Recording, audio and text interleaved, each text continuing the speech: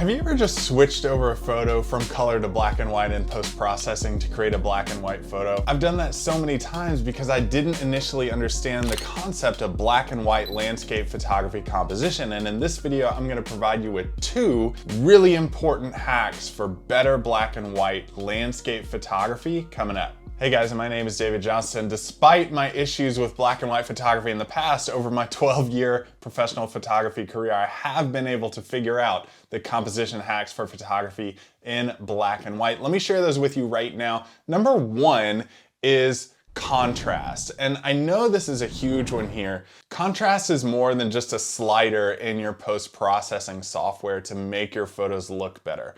Contrast is actually separation of tones between highlights and shadows, especially in black and white photography. Now, let me explain this here and how this works. Because most of us are shooting with digital cameras, what happens is each pixel has a representation of a luminance value in the photo. The luminance value is basically just how bright that pixel actually is on a grayscale. Here's a grayscale on your screen for you.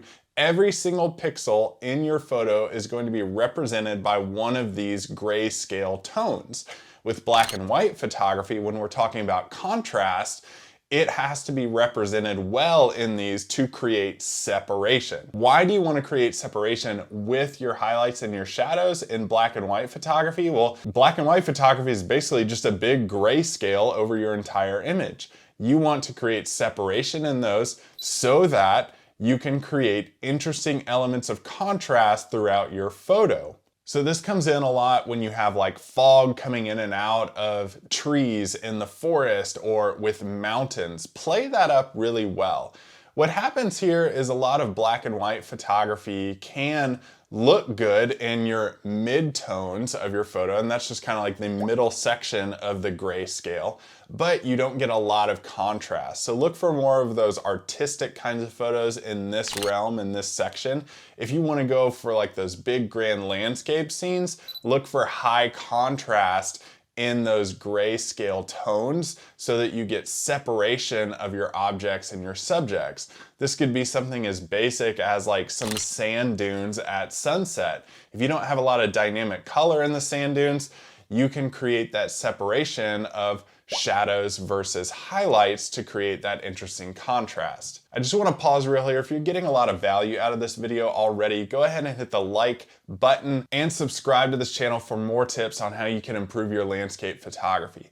The second tip for improving your black and white photography composition is actually similar to the first one, but not exactly. It's taking it a step further and using those highlights to your benefit. You know, in the psychology of composition, your eye is naturally drawn to the brightest part of the photo. This is something I talk about all the time in composition, but it's because it's true and so many people aren't doing it. So really use those to the best of your ability, because if you have the brightest part of your photo as the main subject here in black and white, you're gonna have those colors represented as the brightest part of the grayscale, and that eye is going to go directly there. Now, with the contrast, put areas of low grayscale tones in around those bright parts so that you're further drawn to those areas of the image. Having your main subjects as the brightest part of the photo, or having the brightest part of the photo behind them and they're silhouetted against that, is going to draw the attention directly to that part of the photo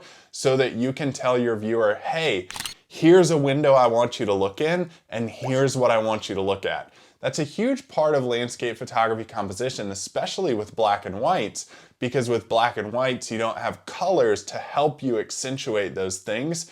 You're simplifying the tones in your photo to a grayscale and using that to your advantage. So apply contrast and apply the brightest part of the photo is where you want your viewer directed when you're dealing with black and white landscape photography. Now, if you want to learn how to edit these photos and take them to the next level, those black and white photos, click or tap this video that's going to show you exactly how to edit your black and white photography to further accentuate these two tips.